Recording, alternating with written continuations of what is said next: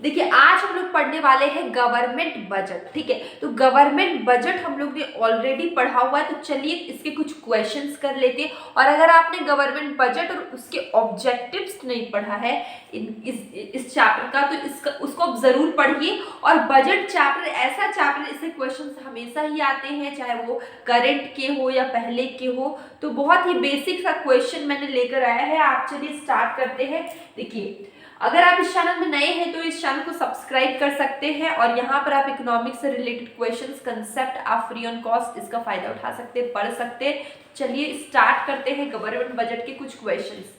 जैसे कि आप देख सकते हैं, गवर्नमेंट बजट क्या है, ये चीज में आपको कोई कंफ्यूजन नहीं होगा। देखिए नॉर्मली क्या होता है कि बजट में आप इनकम और एक्सपेंडिचर का, मतलब कितना सैलरी, कितने कहाँ कहाँ के सोर्स से आए हैं, कौन कौन से पैसे आए हैं। ठीक है, तो यहाँ पर दो ही चीज देखा जाता है, एक इनकम, कहाँ कौन कौन से सोर्स से इनकम आ रहा है, और कहाँ कहाँ से आपके एक्सपेंडिचर आ रहे हैं। ठीक है, तो यहाँ पर क्या चीज, आप दो चीज देखा जाता है, एक इनकम और आपकी खर्चे, आप कौन कौन से सोर्स में खर्च कर रहे हैं। आप एग्रीकल्चर सेक्टर में गवर्नमेंट खर्च कर रही है, रोड में, इंफ्रास्ट्रक्चर में खर्च कर रही है, एजुकेशन में खर्च कर रही है, तो ये सब क्या है, उसके खर्चे। ठीक है, और इनकम टैक्सेस से और बहुत सारे सेक्टर से जो उनकी इनकम आते हैं उसको, वो एक अलग है। खर्च दोनों का जो एस्टिमेशन है उसको हम लोग बोलते हैं बजट। ठीक है, दोनों को एस्टिमेट करना और उनको सही जगह पे क्या करते हैं हम लोग, लगाते हैं। ठीक है, बजट जैसे कि घर पे भी घर पे भी एक बजट बनाया जाता है कि इतने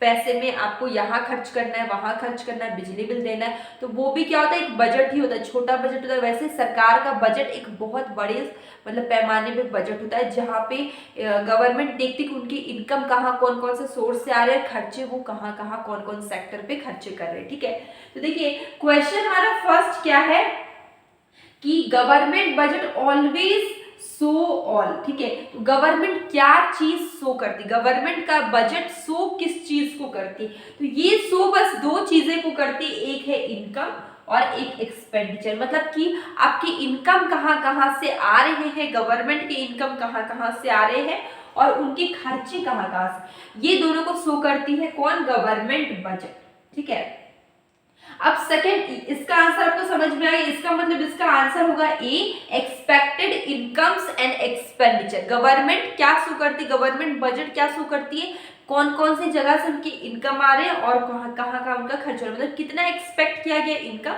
और कितना एक्सपेक्ट किया गया है एक्सपेंडिचर, ये दोनों शो करती है गवर्नमेंट बजट। ठीक है, तो इसका आंसर हो जाएगा ए। अब सेकेंड क्वेश्चन ये है कि which of the following is not objective of government budget. तो आपने मैंने पढ़ाया हुआ है ऑब्जेक्टिव ऑफ गवर्नमेंट बजट, तो यहाँ पे पूछा कि नॉट, ऑब्जेक्टिव नहीं है। तो देखिए इकोनॉमिक ग्रोथ ऑब्जेक्टिव है, मतलब कि बजट हम क्यों बनाते, ताकि हमारे इकोनॉमी का ग्रोथ हो। ठीक है, सारे सेक्टर्स का ग्रोथ हो, इसलिए हम बजट बनाते हैं। बजट बनाते हैं, यहाँ पे पता चलेगा कि मान लीजिए इनकम जितना भी हो, इनकम और कितना एक्सपेंडिचर, इसका अंदाजा लगता है गवर्नमेंट को, तो वो सारे सेक्टर में अच्छे से डिस्ट्रीब्यूट करती है। ठीक है, तो इससे क्या होता है, सारे सेक्टर क्या होते हैं, ग्रोथ होते हैं, सारा सेक्टर ग्रोथ होगा तो इकोनॉमी का ग्रोथ होगा। ठीक है, तो ये सही बात है। इकोनॉमिक स्टेबिलिटी, इकोनॉमी में स्थिरता रहे, स्टेबिलिटी हो, इन्फ्लेशन बहुत ज्यादा ना हो, डिफ्लेशन ना हो, इसके कारण क्या करते हैं हम लोग, बजट, गवर्नमेंट क्या करती है, बजट बनाती है। ठीक है, ये भी सही बात है।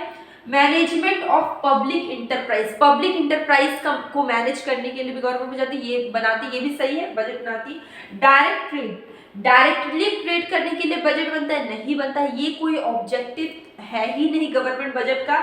इसका आंसर डी होगा, क्योंकि यहाँ पे क्या पूछा गया है, not objective of government budget, objective नहीं है गवर्नमेंट बजट का, तो वो है डायरेक्ट ट्रेड, ये ऑब्जेक्टिव नहीं है, इसलिए होगा इसका आंसर डी। और इकोनॉमिक ग्रोथ, इकोनॉमिक स्टेबिलिटी और मैनेजमेंट ऑफ पब्लिक एंटरप्राइजेस, ये तीनों क्या ऑब्जेक्टिव है गवर्नमेंट बजट के। ठीक है, इसके बाद क्वेश्चन ये है कि फाइनेंशियल ईयर और फिस्कल ईयर ऑफ इंडिया। ठीक है, फाइनेंशियल ईयर किसको बोलते हैं, फिस्कल ईयर किसको बोलते हैं। ये फाइनेंशियल ईयर का यूज होता है नेशनल इनकम चैप्टर में और भी बहुत सारे चैप्टर में यूज होता है। तो ये कौन सी तारीख को हम लोग फाइनेंशियल ईयर बोलते हैं, ठीक है। 1 Feb to 31 January, 28 Feb to 1 March और 1 मार्च टू 30 अप्रैल या 1 अप्रैल टू 31 मार्च, ठीक है। तो अगर हम बात करें कि ये फाइनेंशियल ईयर या फिस्कल ईयर, तो ये होगा 1 अप्रैल टू 31 मार्च। इसको हम लोग बोलते हैं फाइनेंशियल ईयर या फिस्कल ईयर, ठीक है। इसके बाद देखिए इसका आंसर हो जाएगा आपका, उसके बाद government budget is prepare with the planning, ठीक है। गवर्नमेंट बजट कितने साल के लिए बनाया जाता है, गवर्नमेंट बजट बनाया जाता है 1 ईयर के लिए, इसलिए इसका आंसर हो जाएगा 1 ईयर। और जो गवर्नमेंट बजट होता है वो कौन उसको कौन अनाउंस करता है, ठीक है। तो फाइनेंस मिनिस्टर जो कि निर्मला सीतारमण जी है, वही हमें बजट बताती है।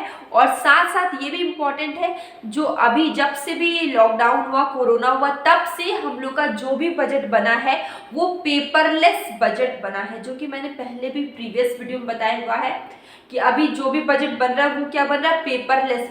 जब से भी लॉकडाउन हुआ, कोरोना है, तब से ही हम लोग का पेपरलेस बजट बन रहा है, ठीक है। और इसको जो बजट है उसे कौन बताती है, फाइनेंस मिनिस्टर निर्मला सीतारमण जी बताते हैं हमें बजट।